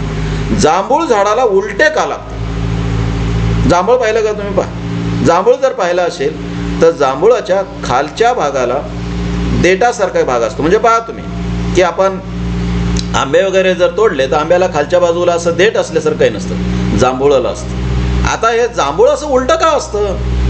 देठासारखा भाग खालून आणि वर ते लटकवलेलं असं का असतं? पहा, याचं स्पष्टीकरण देणारी कथा म्हणजे स्पष्टीकरण कथा. जांभूळ आख्यान जर तुम्ही कोणी ऐकलं असेल, पाहिलं असेल तर तुम्हाला ते कथा तिथे गुंफलेली आहे हे कळेल. आपण ही कथा सांगू शकतो, सांगू म्हणे, ठीक आहे. सापाची जीभ पहा, इतर कुठल्याही प्राण्याची जीभ कापल्यासारखी दिसत नाही, सापाची जीभ मात्र कापल्यासारखी दिसते पुढे. आपण पाहिलंय. निसर्गाचाच आविष्कार आहे, जांभूळाचाही निसर्गाचाच आविष्कार आहे, पण आपण त्याच्या पाठीमागे एक कथा निर्माण केलेली आहे. किंवा हरळी गवत जे आहे, हरळी असते किंवा त्यालाच आपण दुर्वांचं गवत वगैरे म्हणतो. बाकीचं गवत वाळून जातं ताबडतोब, हे वाळत नाही. हे का वाळत नाही हे सांगणारी कथा म्हणजे स्पष्टीकरण कथा. चंद्राची क्षय आणि वृद्धी का होते ही सांगणारी कथा म्हणजे स्पष्टीकरण कथा. मित्र, शेकडो कथा आहेत, या स्पष्टीकरण कथा शेकडो आहेत. काही जो प्रश्न पडला त्या काळातल्या माणसाला, जो प्रश्न त्यांना पडला त्या प्रश्नाची उत्तरं त्यांनी दिली. त्यांनीच नाही, नंतरच्याही काळातल्या लोकांनी त्याची उत्तरं दिली. जेव्हा माणसाला हे असंच का याचं सत्य उत्तर कळालं नाही किंवा कार्यकारणाचा संबंध त्याला कळाला नाही, त्याच्याकडे संशोधनाचं वगैरे काही असं म्हणजे प्रगत असं शास्त्र नाही, तेव्हा त्यांनी तो शांत बसले नाही. ते शांत न बसता त्याच्या पद्धतीने त्यांनी उत्तरं दिलेली. माणूस हा शांत बसणारा प्राणी नाही आणि चांगलं लक्षण आहे माणसाचं. त्याला कल्पनाशक्ती आहे, निसर्गताच आहे, तो कल्पना करत राहतो. आणि तो कल्पना करत असताना त्याला जर सत्य नाही कळालं तर तो शांत न बसता त्याच्या कल्पनेनं त्याचं एक उत्तर शोधत असतो. त्यानं त्याच्या कल्पनेनं त्याचं शोधलेलं जे उत्तर असतं ना, हे असंच का या प्रश्नाचं ते उत्तर म्हणजेच मित्रहो स्पष्टीकरण कथा. त्याने शोधलेलं ते उत्तर जेव्हा एखाद्या समूहालाही पटतं आणि ते बरं वाटतं, खरं वाटतं, त्याच्या कल्पनेला योग्य वाटतं, त्याच्या विचार विश्वाला किंवा कल्पना विश्वाला, भावविश्वाला, ते भावविश्वाला पटलं पाहिजे ना. पटलं की मग काय होतं, तशी ती कल्पना केलेली कथा तो समूह स्वीकारतो आणि समूह सांगतो असं नाही, समूह खरं मानतो. हे लक्षात घ्या. जोपर्यंत त्याला खरं उत्तर सापडणार नाही ना, तोपर्यंत तो अशा खोट्या उत्तराने तो खरं म्हणून स्वीकारतो. एवढंच नाही मित्रो, जेव्हा त्याला खरं उत्तर कळतं तेव्हा सुद्धा तो माणूस त्याच्या भावविश्वाला भावलेलं उत्तर सोडून देऊन खरं ते स्वीकारत नाही. उदाहरण म्हणून सांगू तुम्हाला. पहा, उदाहरण कसं आहे की आता आपल्याला सूर्यग्रहण का होतं, चंद्रग्रहण का होतं हे कळते का नाही आपल्याला? आता कळतं ना. याचा अर्थ काय? याचा अर्थ आता तुम्हाला खरं उत्तर मिळालेलं आहे. हे असंच का याचं खरं स्पष्टीकरण तुम्हाला कळालेलं आहे. पण आजही आपण त्यानं शोधलेलं जे खोटं उत्तर होतं ते सोडले का माणसाने? नाही सोडले, बिलकुल नाही सोडले. आजही आपण काय करतो माहिती आहे का? आजही आपण त्या खोट्या उत्तराच्याच प्रभावात आहोत. आणि आजही आपण ग्रहणाच्या काळामध्ये मग घरातलं पाणी बाहेर टाकून देतो, ग्रहणाच्या काळात जेवण करत नाही, किंवा ग्रहणाचा काळ आपण पाळायला लागतो. ग्रहण अगोदर भरलेलं पाणी टाकून देतो आपण आणि नंतर पाणी भरतो ग्रहण संपल्यावर, किंवा त्या काळात काही पवित्र अपवित्र असते, अशा पद्धतीच्या कल्पना आपण मानतो ना. म्हणजे ग्रहण का लागते आज तुम्हाला कळालंय ना, पण आज कळालेलं तुम्ही स्वीकारले का नाही? तुम्ही काय स्वीकारलंय? तुमच्या भावविश्वाला, म्हणजे आपल्या भावविश्वाला जे भावलंय ते आपण आजही स्वीकारले, त्याच्यातून आपण नाही बाहेर पडलो. पहा की पूर्वी शनी नावाचा ग्रह आहे आणि तो राशीला येतो वगैरे, ही कल्पना होती. ही कल्पना माणसाने कशातून शोधले? त्याच्या भावविश्वातून शोधलेली. तो त्याच्या भावविश्वाचा भाग आहे. आता खऱ्या अर्थानं आजच्या शास्त्रानं नक्की काय शोधलेलं आहे? नक्की हे शोधलेलं आहे मित्रो, की शनी हा पृथ्वी वगैरे जसा ग्रह असतो तसा ग्रह आहे, आणि तो कोणाच्या राशीला येत नाही. पृथ्वी कोणाच्या राशीला येते का? जी जिवंतच नाही, जिला भावना नाही, जिला काही कळतच नाही, ती काय कोणाच्या राशीला येणार आहे? तसंच शनी कोणाच्या राशीला येतो का? बिलकुल येत नाही. शनी कोणाच्या राशीला येत नाही हे आपल्या शास्त्राने शोधलेलं खरं उत्तर आहे. पण आपल्या माणसाने किंवा माणसाच्या भावविश्वाने शोधलेलं उत्तर काय आहे? की तो कोणाच्याही राशीला येतो आणि 7.5 लागते. माणसाने खरं स्वीकारले का खोटं स्वीकारले? मित्र, तुम्हाला असं लक्षात येईल की माणसाने खरं स्वीकारलं नाही, खोटं स्वीकारले. आजही तुम्हाला असं लक्षात येईल की शनिदेवाच्या तिथे रांगा दिसतील, तिथे दर्शनाला रांगा आहेत. आजही तिथे रांगेनं माणसं जातात. मित्र हो, माणसाचं भावविश्व इतकं प्रभावी आहे. मी तुम्हाला हे सांगत होतो की मित्रांनो, अशा पद्धतीने ज्या प्रश्नाची उत्तरं माणसाला थेटपणे खरी काय ते कळत नाही, त्या प्रश्नाची उत्तरं माणसं त्याच्या स्वैर कल्पनाशक्तीच्या आधारानं शोधतात. आणि अशा पद्धतीनं स्वैर कल्पनाशक्तीच्या आधारानं त्यांनी शोधलेलं जे उत्तर असतं ना, ते उत्तर जर त्या समूहातल्या अनेक माणसाच्या भावविश्वाला भावलं तर ते शोधलेलं उत्तर कथारूप घेते, आणि कथारूप घेऊन त्या समूहाच्या भावविश्वामध्ये वावरतं, किंवा त्या समूहामध्ये असतं. समूह ती कथा टिकवते, त्या कथेकडे खरी कथा म्हणून पाहते, आणि त्या कथेमध्ये जे सांगितलेलं आहे ते स्वैर कल्पनाशक्तीनंच सांगितलेलं असतं. पण माणसं मात्र आता ते स्वैर कल्पनाशक्तीची निर्मिती असं मानत नाहीत, तर ते सत्य असं मानतात आणि त्याच्या प्रभावात जगतात.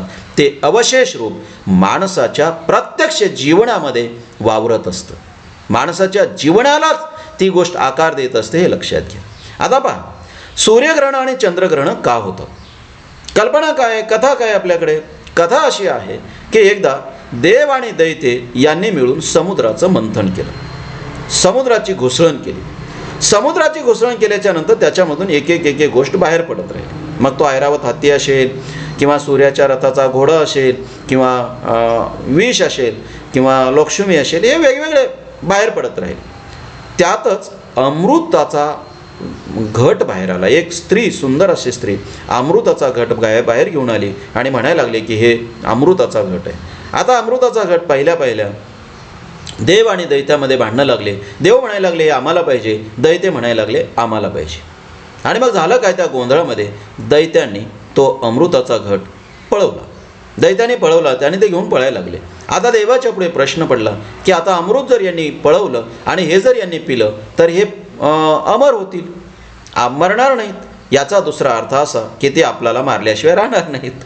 म्हणजे ते मरणार नाहीत, आपले शत्रू आहेत, आपल्यावर चाल करून येतील आणि आपल्याला मारतील. देवाच्या पुढचा प्रश्न. मग करायचं काय? ते मागे पळायला लागले, दैत्य पुढे पळायला लागले. पण ह्या दैत्यांनी अमृत पिलं नाही. ते माठ घेऊन, ते घट घेऊन पुढे पळायला लागले, पिलं नाही त्यांनी. मग श्रीकृष्णाला म्हणण्यापेक्षा विष्णूला एक कल्पना सुचली की यांना आपण बनवायचं. मग काय केलं? विष्णूनं मोहिनीचं रूप घेतलं, आणि मोहिनीचं रूप घेऊन ते जिकडे दैत्य पळत होते त्याच्या पुढे जाऊन एका ठिकाणी ही मोहिनी उभी राहिली. उभी राहिल्याच्या नंतर मोहिनीच्या रूपाकडे पाहिल्या दैत्य तिथे थांबले. त्यांना या मोहिनीच्या रूपाचं प्रचंड आकर्षण वाटलं, आणि एवढे मोहित झाले ते की त्यांना आता अमृतुयम वाटलं, आणि हे बाई त्यांना अधिक महत्त्वाची वाटली. आणि त्या अमृताचा घट सोडून दिले आणि या बाईच्या नादी लागले, मोहिनीच्या रूपाच्या मागे लागले. आणि यांनी काय करावं? त्या मोहिनीनं यांना भुलवलं आणि तिनं यांना तो अमृताचा घट मागितला. मित्र हो, दैत्याने भुलून अमृताचा घट जो यांच्या हातात होता तो अमृताचा घट त्यांनी त्या मोहिनी रूपात असणाऱ्या विष्णूच्या हातात दिला. विष्णूने काय केलं? विष्णूनं तो घट घेतला, मोहिनीचं रूप सोडून दिलं आणि तो पळाला, दुसरीकडे गेला. ते तिथेच बिचारे ते मोहिनी ते तिथंच मोहित झाले आणि यांनी देवांना अमृत पाजवलं. जेव्हा देवांना हे अमृत पाजवत होते तेव्हा मित्र हो, देवाच्या पंगतीमध्ये हा जो राहू आहे तो राहू देवाचं रूप घेऊन देवाच्या पंक्तीत बसला असं म्हटलं जातं. आणि मग सहजपणे हा जो विष्णू आहे तो विष्णू किंवा मोहिनीच्या रूपातला हा विष्णू हे अमृत प्रत्येकाला देत देत जात होता. जात असताना त्यांनी त्या राहूला पण दिलं आणि राहूनं ते जे अमृत आहे ते अमृत तोंडामध्ये टाकलं. अमृत त्यांना तोंडामध्ये टाकल्या टाकल्या चंद्र आणि सूर्याला हे कळालं की हा आपल्यापैकी नाही, हा अमृत पितोय, हा दैत्यापैकी आहे आणि यानं जर अमृत पिलं तर मग आता हा अमर होईल. तो दानव आहे. दानव, दैत्य, राक्षस असे शब्द आपण त्यांना वापरतो. हा दानवापैकी आहे, दैत्यापैकी आहे. आणि मग त्यांनी विष्णूला लगेच कल्पना दिली की आपल्यापैकी नाही ज्याला तुम्ही अमृत दिले तो पीत होता, नरड्यातून खाली उतरले नाही. लगेच विष्णूला कळालं की हा आपल्यापैकी नाही. त्याने सुदर्शन चक्र सोडलं आणि त्याचं मुंडकं उडवलं. मित्र हो, त्याचं खालचं जे धड होतं तिथपर्यंत ते अमृत पोहोचलंच नव्हतं, म्हणून धड मरण पावलं आणि अमृत पिलेलं वरचं जे त्याचं मुंडकं आहे ते मात्र भयंकर असा आवाज करत आकाशामध्ये उडालं. इकडे तिकडे ते फिरायला लागलं. आणि मित्र हो, तेव्हापासून ते आजता गायत हे राहूचं जे तोंड आहे जे आकाशामध्ये उडालं होतं ते आजतागायत आकाशामध्ये फिरत असते अशी आपली कथा आहे. आणि मग झालं काय की या राहूला अमृत मिळू न देण्याच्या पाठीमागे, पिऊ न देण्याच्या पाठीमागे कारण कोण आहेत? सूर्य आणि चंद्र आहेत. कारण यांनी सांगितलं ना हा दानव आहे आणि म्हणून विष्णूने त्याला मारलं ना. याचा प्रचंड राग या राहूच्या मनामध्ये आहे आणि म्हणून हा आजही हा जो राहू आहे तो राहू चंद्राला आणि सूर्याला त्रास देत असतो. त्याला तो गिळत असतो, पण त्याला पोटच नाही ना. गिळालं तरी काय होणार आहे? त्याला पोट नाही, खाली तोंडातून जातो आणि लगेच त्याचा फक्त जबडाच तेवढा आहे. पुन्हा हे चंद्र आणि सूर्य बाहेर पडतात. अशी आपली कल्पना मित्र हो, ही आहे चंद्रग्रहण आणि सूर्यग्रहणाची कल्पना. माणसाने काय पाहिलं होतं? माणसाने एवढंच पाहिलं होतं की आकाशामध्ये हे जे चंद्र आणि सूर्य आहेत ते एरवी व्यवस्थित दिसतात आणि मध्येच केव्हा तरी एखादी वर्षे 5-6 महिने 4 महिने 2 महिन्याला मध्येच केव्हा तरी हे कोणीतरी गिळल्यासारखे वाटतात. याला कोणीतरी अडवल्यासारखं वाटते. हे असं का होतं हे आपल्या पूर्वजांना शोधायचं होतं, त्याचं स्पष्टीकरण द्यायचं होतं. म्हणजे हे असं का किंवा हे असं का झालं याचं कारण शोधावयाचं होतं. हे कारण शोधण्यासाठी मित्र हो, आपल्या पूर्वजांनी ही कथा रचलेली आहे. ही कथा त्यांच्या स्वैर कल्पनेतून निर्माण झालेली आहे. ज्याच्या कोणाच्या स्वैर कल्पनेतून ही कथा निर्माण झाली ती कल्पना त्या समूहातल्या इतरांनाही आवडली आणि केवळ आवडली नाही तर ह्या स्वैर कल्पनेतून निर्माण झालेली ही कथा त्यांच्या भावविश्वाचा भाग झाली आणि भावविश्वाचा भाग झालेली ही कथा त्यांनी मौखिक परंपरेनं गेल्या हजारो वर्षांपासून टिकवली आणि त्यांनी त्यांच्या परीनं पुढच्या पिढीला पुढच्या माणसांना उत्तर देत राहिले ते की पहा चंद्र आणि सूर्याला अशा पद्धतीनं त्रास होतो असं ते सांगत राहिले. ठीक आहे. आणि मित्र हो, मग आता त्या राहूनं लवकरात लवकर त्या चंद्राला किंवा सूर्याला सोडलं पाहिजे. मग त्याच्या पाठीमागे सत्वाचा भाग उभा केला पाहिजे, पुण्याचा भाग उभा केला पाहिजे. म्हणून माणसं काय करत राहिले माहिती आहे? मग त्या काळामध्ये लोक गोरगरीब लोकांना दान द्यायचं आणि दे दान सुटे ग्रहण, दे दान सुटे गिराण, दे दान सुटे गिराण असं म्हणत राहायचं. आणि मग आपण दान दिलं, पुण्य उभं राहील आणि त्या पुण्याच्या बळावर म्हणे आकाशातल्या चंद्र सूर्याचं ग्रहण सुटेल. ही माणसाची कल्पना. माणसं असं करत आले. मित्र हो, आता तुम्हाला माहीत आहे की आजच्या काळामध्ये हे आपण शोधून काढलं किंवा आपल्या संशोधनानं आपल्याला कळालेलं आहे की चंद्र आणि सूर्याची ग्रहणं का होतात.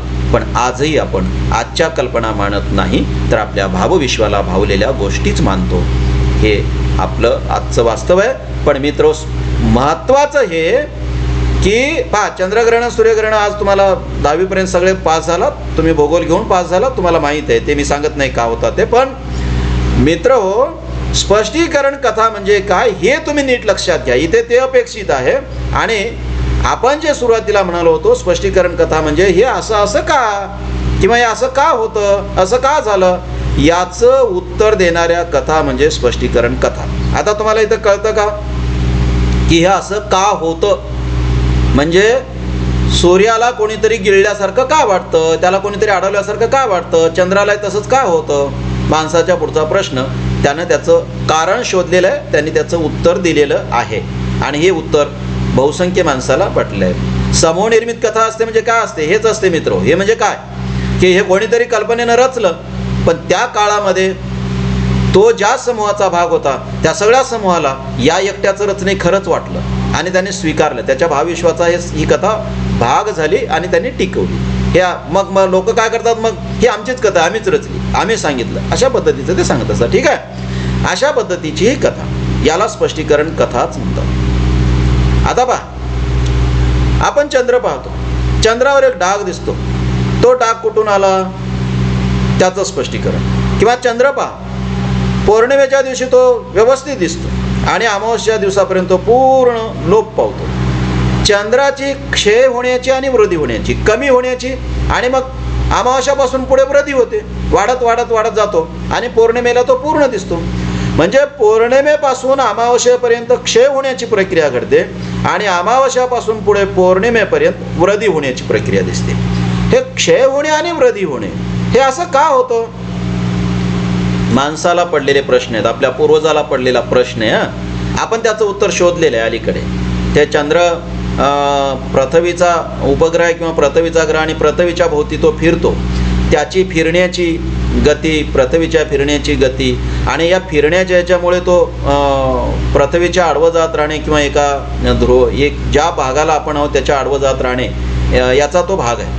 तो भाग इथे आपल्याला त्याच्या खोला जायचं नाही. पण मित्र हो, माणसाने कसं उत्तर शोधलंय पहा, माणसाने त्याचं उत्तर असं शोधलेलं आहे की असं का होतं याचं स्पष्टीकरण माणसाने असं दिलेलं आहे की मित्र हो, चंद्र हा बृहस्पतीचा शिष्य, तो बृहस्पतीच्या घरी शिकायला जायचा आणि शिकायला जात असताना तो तिथे शिकायला जायचा आणि बृहस्पतीची जी पत्नी आहे त्या पत्नीवर चंद्राचं मन बसलं. आणि मग झालं असं की ही जी तारा आहे बृहस्पतीची पत्नी, तीही याच्या प्रेमात पडली आणि एक दिवस चंद्राने आपल्या गुरुच्याच बायकोला पळवलं.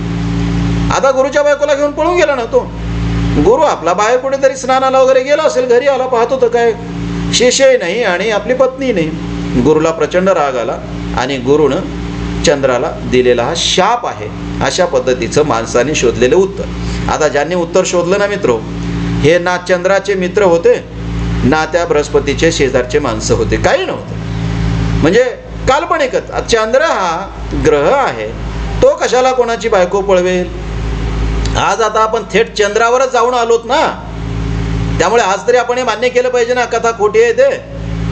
आज आपण चंद्रावर जाऊन येऊनही जर आपल्याला ही कथा खरी वाटत असेल तर मग आपल्या संशोधनाला तरी काय अर्थ आहे. पण मित्र हो, पूर्वजांनी मात्र शोधलेलं आहे, कारण पूर्वजांना चंद्र नक्की काय आहे हे माहीत नव्हतं. त्यांना एवढंच डोळ्याला दिसत होतं की क्षय होते आणि वृद्धी होते, एवढंच त्यांना दिसत होतं. त्यातून त्यांनी शोधलेलं हे उत्तर आहे. हे असं का याचं त्यांनी शोधलेलं उत्तर आहे. ठीक आहे, कल्पनेनं शोधलेलं उत्तर आहे. हीच स्पष्टीकरण कथा. कळतं का? आपण एक तर कथा इतकी विचित्र आहे की नवल वाटेल आपल्याला, आणि वेगवेगळ्या समूहामध्ये समाजामध्ये ही कथा प्रचलित आहे. लोकसाहित्याची रूपरेखामध्ये दुर्गाबाई भागवतांनी या कथेचा उल्लेख केलेला आहे. ही कथा पहा की चंद्रावर डाग आहे. चंद्रावर तुम्हाला पहा की आपण जमिनीहून चंद्र पाहिला की काही असा काळा भाग थोडाफार दिसतो. हा डाग का आहे? ठीक आहे, आपण आज आता त्याचे वेगवेगळे अर्थ लावतो की तिथे असणारे खड्डे असतील, आणखी काही असेल. पण मित्र हो, आपल्या पूर्वजांनी त्याचं शोधलेलं उत्तर पहा किती मजेशीर आहे. ते उत्तर असं आहे मित्र हो, चंद्र आणि सूर्य हे दोघं बहीण भाऊ आहेत. त्यातला सूर्य जो आहे तो सूर्य हा मुलगी आहे, स्त्री रूप आहे, आणि चंद्र पुरुष रूप आहे. आता काय झालं की दोघंही मोठे झाले आणि स्त्रीरूप असणारा सूर्य या चंद्राची बहीण आहे. पण हा चंद्र काय करायचा, रात्रीच्या वेळेला अंधारामध्ये जायचं आणि अंधारामध्ये जाऊन या सूर्याचा उपभोग घ्यायचा, म्हणजे त्याच्या बहिणीचा उपभोग घ्यायचा. आता किती नवल वाटेल तुम्हाला, सूर्याच्या तिथं आणि अंधार. सूर्य जिथं आहे तिथं अंधार असतो का? पण आपला कथा पहा किती मजेशीर आहे. रात्री जाऊन तो उपभोग घ्यायचा. आणि या सूर्यानं, मुलगी होती ती, कधीच पाहिलं नाही या चंद्राचं तोंड. तिला असं वाटायचं की हा आपला प्रियकरच आहे आणि अंधारामध्ये हे सगळं व्हायचं. आणि चंद्राने असं ठरवलं की पुढे आपण याच्याशी लग्नही करू. मग एक दिवस या सूर्यानं पाहिलं तर हा तर आपला भाऊच आहे. आणि मग तिला प्रचंड राग आला आणि रागाच्या भरात तिनं याचं तोंड काळं केलं, किंवा राख होती ती राख या चंद्राच्या अंगावर फेकली. ती राख जी त्याच्या अंगावर बसलेली आहे ना, तो म्हणजे डाग आहे. अशा पद्धतीचं लोककथेमध्ये सांगितलं गेलं मित्र. हे कोणालाच पटणार नाही, पण या अशा लोककथा वेगवेगळ्या समूहामध्ये प्रचलित आहेत. दुर्गाबाई भागवताने लोकसाहित्याची रूपरेखामध्ये या कथेचा उल्लेख केलेला आहे. मित्र, आपल्या पूर्वजांनी शोधलेलं हे कारण, असं हे उत्तर. आता बहीण भावांचे त्या काळामध्ये लग्न वगैरे होत होते का?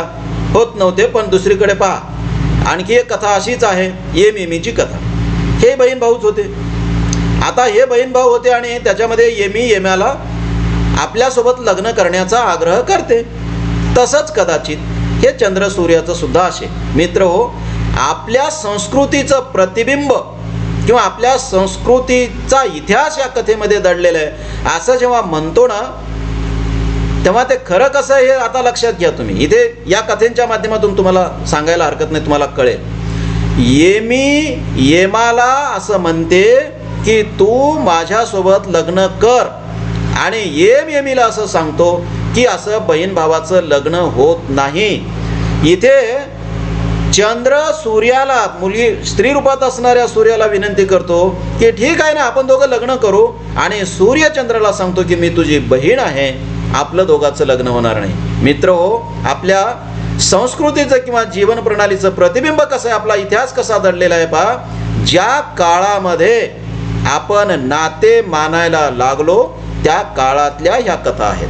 अन्यथा पूर्वी नातेच नव्हते, विवाह लग्न करण्याची पद्धत नव्हती. फक्त स्त्री आणि पुरुष बस. म्हणजे कोण ती स्त्री कोण आहे, आपली आई आहे का, बहीण आहे का, आणखी कोणी, याचा काही संबंध नव्हता. संबंध कुठे यायचे? स्त्री आणि पुरुष आहेत आणि त्या स्त्री आणि पुरुषाचे परस्परात संबंध यायचे. ओल्गा आणि गंगा नावाचं जे राहुल संस्कृतयानाचं पुस्तक आहे ते थोडं वाचा, तुम्हाला कळेल मानवी इतिहास कसा आहे ते. काही नाते वगैरे नव्हते, मुक्त अगदी सोयर होतं सगळं काही. पण मित्र, जसं काळ पुढे म्हणजे जात गेला तसं माणसाची संस्कृती विकसित होत गेली आणि कुठल्या तरी एका टप्प्यावर माणसाने नातेबंध मानायला सुरुवात केली असेल ना. आणि ज्या टप्प्यावर मग नातेबंध मानायला सुरुवात केली त्या टप्प्यावर बहिणीचं भावाशी लग्न होऊ नये, बहिणीनं भावाशी लग्न करू नये, किंवा एकाच कुळातल्या माणसाने, म्हणजे सारखे आडनाव वगैरे आजही आपण मानतो पहा, त्यांनी लग्न परस्परात करू नये असं काहीतरी मानलं गेलं. हे जे मानण्याचा जो बिंदू आहे, प्रारंभ बिंदू आहे किंवा जो टप्पा आहे मानवी जीवनाच्या जगण्यातला, मित्र, त्या टप्प्यावरच्या या कथा आहेत. येमीची कथा असेल, सूर्य आणि चंद्राची कथा असेल, त्या टप्प्यावरच्या कथा आहेत. आणि त्या टप्प्यावर मग एकीकडे येमीला विरोध करतो की हे नको, हे चांगलं नाही, हे योग्य दिसणार नाही आणि त्यांचं लग्न होत नाही. तसंच मित्र हो, इथे सूर्य स्त्री रूपामध्ये असणारा सूर्य चंद्राला विरोध करतो की नाही, आपण बहीण भाऊ होत, आपलं लग्न होणार नाही आणि लग्न होत नाही. या त्या टप्प्यावरचे, ज्या टप्प्यावर आपण बहीण भाऊ वगैरे पवित्र नातं मानायला लागलो आणि मग बहीण भावाचं लग्न वगैरे होऊ नये असं, मला तुम्हाला इथे हे सांगायचं आहे की अशा पद्धतीनं लोककथांमध्ये मित्र हो आपल्या संस्कृतीचं प्रतिबिंब पडलं असतं. या ज्या अध्यतम कथा असतात त्या अध्यतम कथेमध्ये सुद्धा आपल्या अध्यतम जीवन प्रणालीचं प्रतिबिंब असतं. त्यात आपला इतिहास असतो. येमीची कथा खरी का खोटी हा प्रश्न नाही, ती कथा खोटीच आहे. पण मित्र हो, त्यात पडलेलं हे जे प्रतिबिंब आहे, अशा पद्धतीचं जे सूत्र आलेलं आहे, ते सूत्र खरं आहे. ते सूत्र आपल्या त्या काळातल्या जीवनाशी संबंधित आहे. सूर्य आणि चंद्राची कथा खरी आहे का? कथा 100% खोटी आहे. त्याचं कारण असं की चंद्र आणि सूर्य एकमेकाच्या जवळ जाणार नाहीत.